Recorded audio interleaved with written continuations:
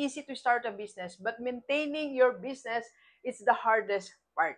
Humihina ang benta mo, pag hindi tayo nakakabenta, dapat kinakabahan ka na as a business owner.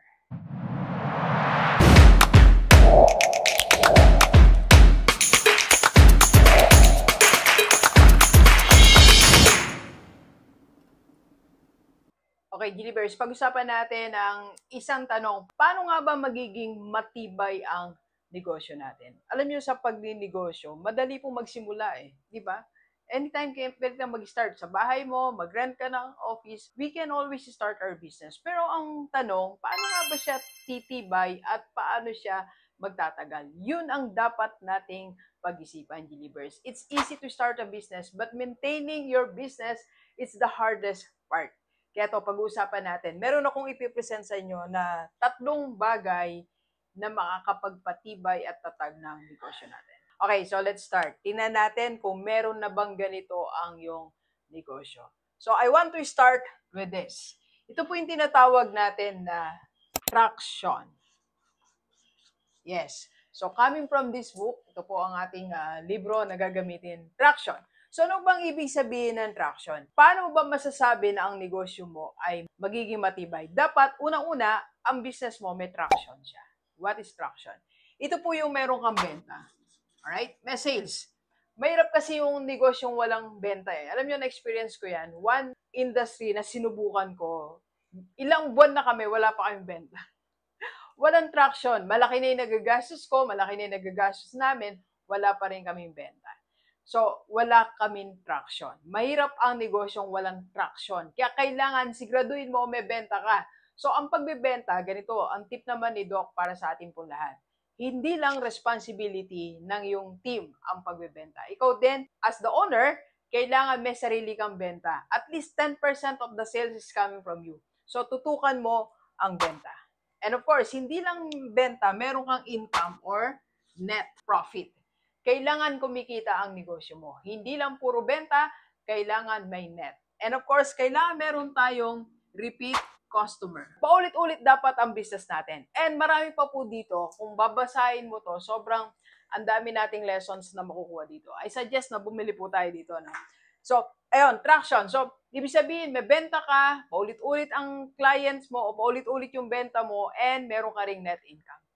Traction po ang tawag niya. Kaya pag umihina ang benta mo, pag hindi tayo nakakabenta, dapat kinakabahan ka na as a business owner. Traction. So second, ito po. Ano ba yung tinatawag nating TP? Ito naman ang tinatawag natin na tipping point. Yes. Ito yung tipping point natin. So ano ba yung tipping point? Okay. So ang tipping point po, merong mga small changes or small event na nangyayari sa business natin. Maliit na pagbabago, maliit na changes. So there are small changes but will give you big impact sa negosyo natin. Okay? Maliit na event pero it will give you a big impact sa negosyo natin. Yun ang tinatawag nating tipping point. Lagi ko po itong binibigay na example. Kilala natin si Sir Jos Moyca, di ba? Kangkong chips. Ano nga ba nangyari sa kanya? Alam nyo ba na what happened to his business? Bakit tumibay, tumatag ang kanyang negosyo? Nagkaroon siya ng tipping point. Ang tipping point niya, nung bumili po si Senador Ping Lacson. Nung nag-inquire sa kanya ang staff ni Senator Ping Lacson. So yun ay simula. Doon na dumami yung order niya, doon na sumigla ang kanyang negosyo. That's the tipping point. Another story po, Hush Puppies, yung shoes, kilala natin. Alam niyo, there was a slowdown ng benta nila until one time may bumili isang kilala, known person ng kanilang shoes. And you know what happened? Sabi nga, the rest is history. Nakabawi po sila, nakabangon po sila.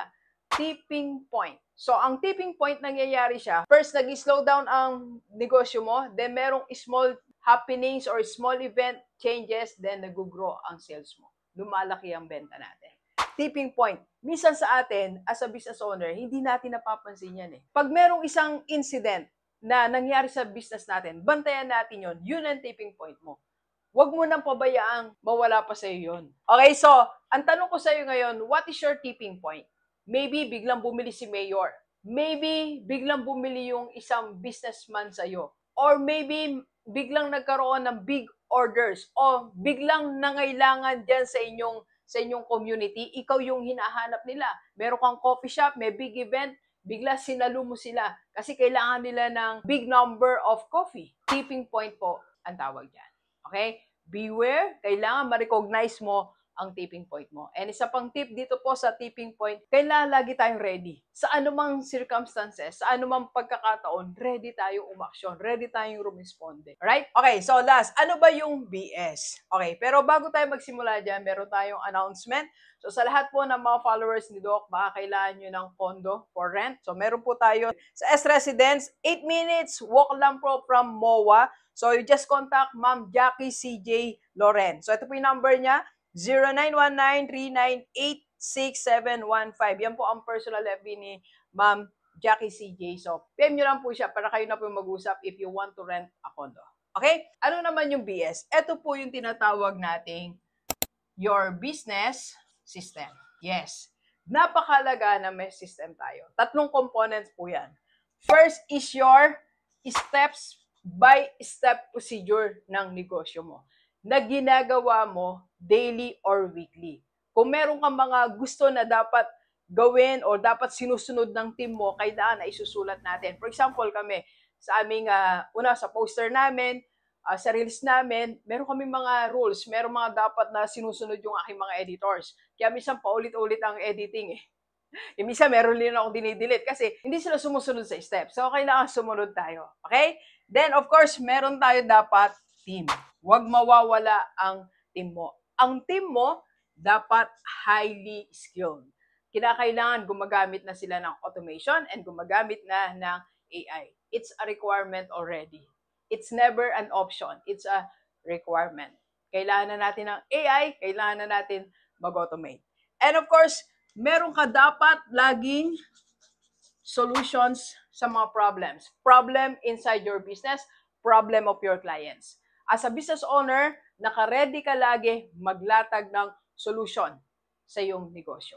And that is your business system. Kaya hindi ka dapat naiinis, hindi ka dapat nai-stress masyado pag may problems. Kasi given na yon that you are providing solutions sa mga problema sa negosyo mo, team mo, and sa clients mo. Alright? Now, G-Leavers, pag meron ka nito, it's a guarantee na titibay at tatatag ang negosyo natin. And again, announcement natin sa lahat ng mga gusto magpa-coach kay Doc, PM lang sa personal FB ni Doc, pwedeng online or face-to-face. And of course, if you want to avail sa Kaiser, 3-in-1 po yan, may healthcare, life protection, and investment. And if you want to join our community, I'm your rockstar. PM lang sa personal FB ko po. Let's go, let's go. Wala tayong kape ngayon. Bawal muna.